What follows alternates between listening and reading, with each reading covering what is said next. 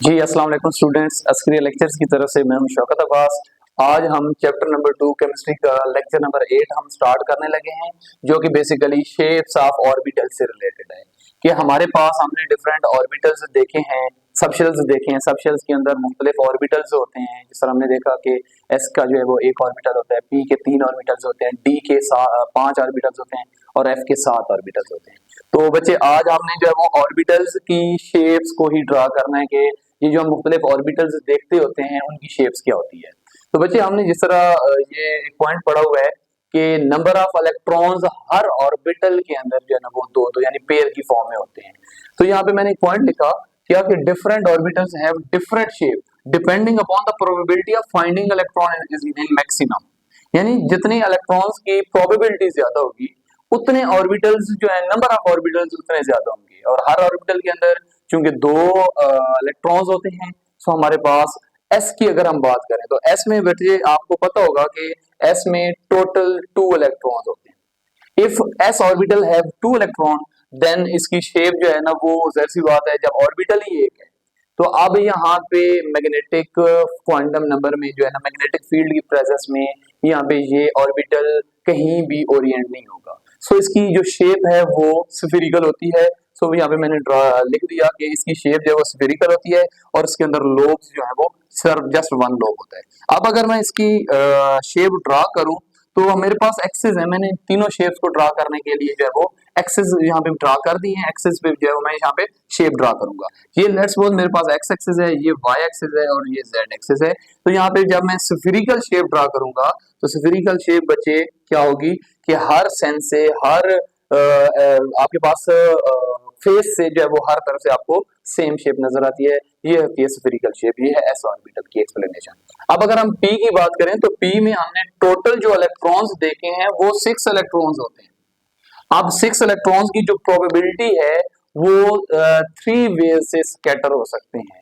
तो उस हिसाब से मैंने यहाँ पे लिखा कि अगर इसमें पी एक्स पी वाई और पी जेड 3 ऑर्बिटल्स होंगे तो पी इनकी शेप्स क्या होगी और लोब्स पे डिपेंड करेगा। ईच ऑर्बिटल हैज 2 लोब, यानी हर ऑर्बिटल के अंदर दो दो लोब्स होते हैं।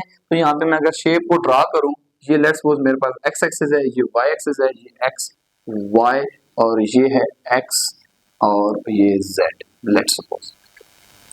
तो यहाँ पे एक होता है पी एक्स, एक होता है पी वाई और एक होता है पी जेड।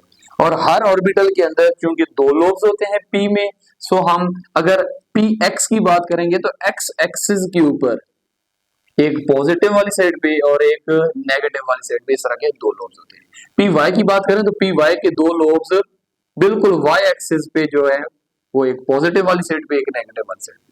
पी जेड के लोब्स की बात करेंगे तो इसके दो लोब्स पी जेड के एक्सिस के ऊपर आएंगे।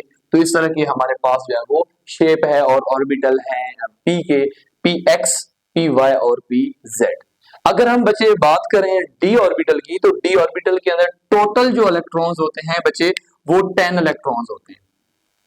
और 10 इलेक्ट्रॉन्स के जो ऑर्बिटल्स होते हैं यानी हर डी सबशेल के अंदर नंबर ऑफ ऑर्बिटल्स की बात करें तो एक होता है d x y, d Y z, d x z, d x square minus Y square और डी जेड स्क्वायर।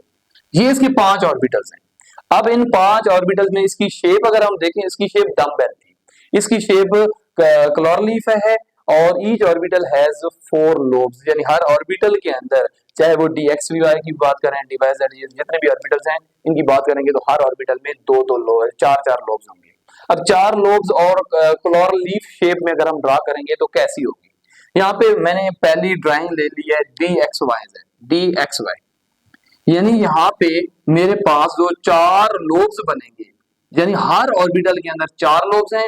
तो अगर मैं एक्स वाई के अकॉर्डिंग इसको मैं ड्रा करने की कोशिश करूंगा तो यहाँ पे तो चूंकि 2 लोब्स थे और एक्स एक्सिस पे ही थे, यहाँ पे 2 लोब्स हैं, 4 लोब्स हैं लेकिन एक्स और वाई पे हैं। एक्स और वाई का मतलब बचे यहाँ पे ये एक्स और वाई के बचे मिड में, ये होती है डी एक्स वाई की शेप।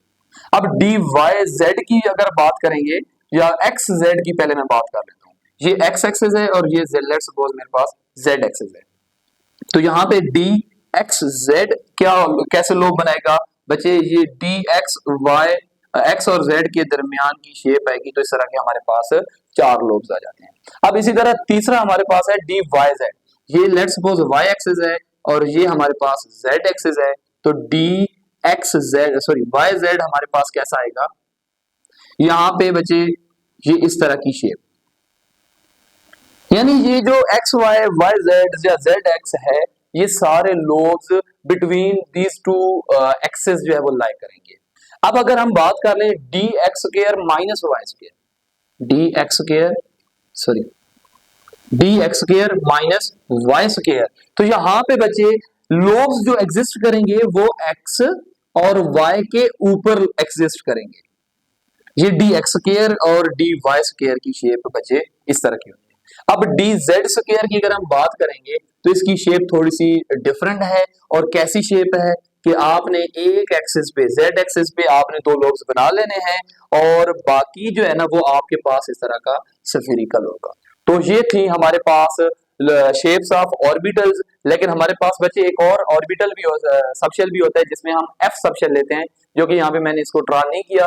इसकी अगर शेप के बारे में अगर आपसे कोई पूछ लेता है तो उसके लिए आपने कॉम्प्लिकेटेड शेप बताना है। क्यों? क्योंकि वहां पे हमारे पास जो है वो एफ ऑर्बिटल के हिसाब से अगर हम ड्रा करेंगे तो 7 ऑर्बिटल्स बनेंगे जिनकी शेप जो काफी ज्यादा कॉम्प्लिकेटेड होती है, जहाँ पे व्हाइट बोर्ड पे ड्रा नहीं कर सकते।